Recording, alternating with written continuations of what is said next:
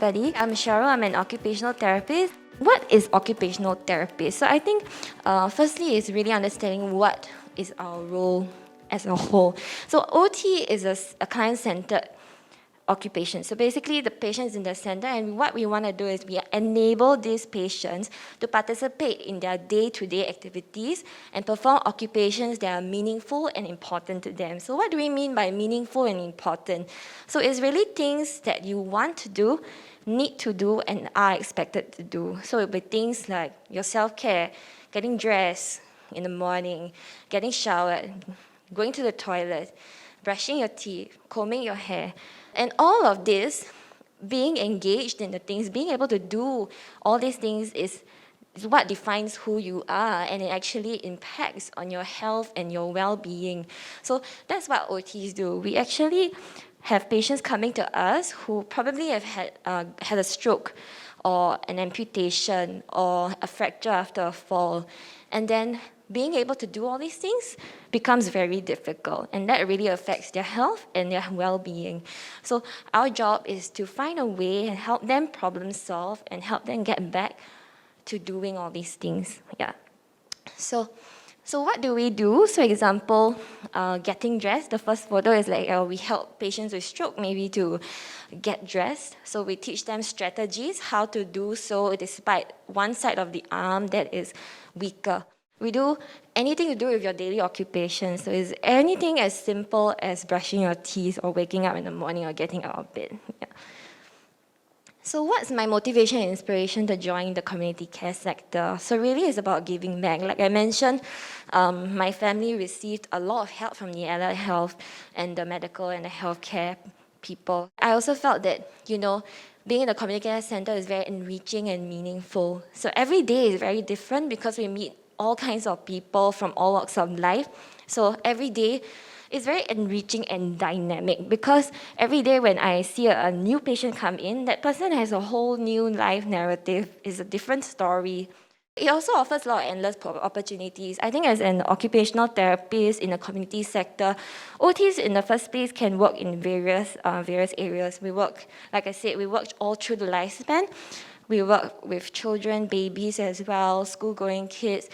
We work with mental health, we work with elderly, and we work with the dying as well. So there's endless opportunities to explore. I also feel that even if you choose one area and you work in that area, you have lots and lots of learning opportunities. So it's really quite exciting. And I also appreciate the community care a lot because of the longer time I get to spend with patients. So in our hospital, it's a length of stay of about a month, sometimes up to 3 months. So sometimes when we see our patients, we spend that amount of time and we see them every day and for like a month to 2 to 3, and then that really helps us to build a lot of rapport with our patients, help understand their struggles. What are my greatest takeaways so far? Definitely the friendships. So in working in the community sector, you don't just make friends with your people in your OT department. You have to work very closely with social workers, physiotherapists, doctors, and nurses, because everybody cares. Everybody wants to do something for the patient, and that environment has been very enriching for me, and it almost always drives me and motivates me to come to work the next day because of that social support. Everyone is on the same page. When we talk about the patients in the center of our conversation, so that's been very nice, that kind of friendship. And then the continuous learning, like I mentioned, endless opportunity for training and education. The teamwork that I said, that's my palliative team of doctors, nurses, and social workers, the physiotherapists. So we actually got very close just simply from making discussions about patient care and talking about how we can make it better. Then also the life stories and the life valuable lessons that I learn from my patients every day, and just simply seeing the smiles on their faces. If you're considering to be a therapist, so what are the attributes? People always ask me, what do you have to be a therapist? You need to be patient because I don't think it's just for therapists. I think as nurses, every one of us need to be patient because you meet with all kinds of patients. They can be very nice, they can be tough, You can also meet challenging family members.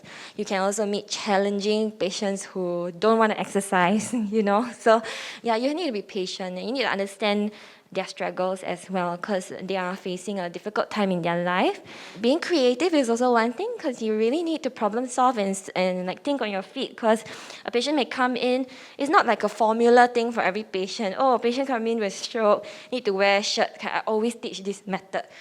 No, because sometimes a patient come in, yes, with stroke with the left hand weak, but he may wear a different kind of shirt at home, or he may have certain difficulties that is different from another person.